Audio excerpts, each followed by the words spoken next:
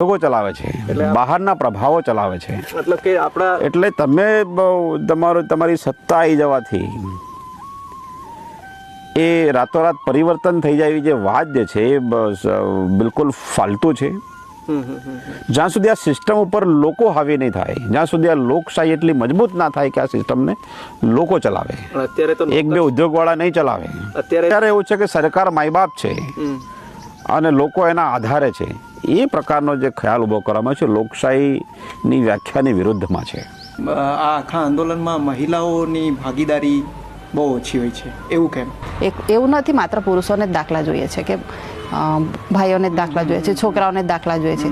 છોકરીઓ માટે ફ્રી છે કે છોકરીઓને કાસ્ટ સર્ટિફિકેટ નથી જોઈતા. આઈડેન્ટિટીનો પ્રશ્ન મહિલાઓને નથી એવું નથી, બધાને જ છે, આખા સમાજને છે.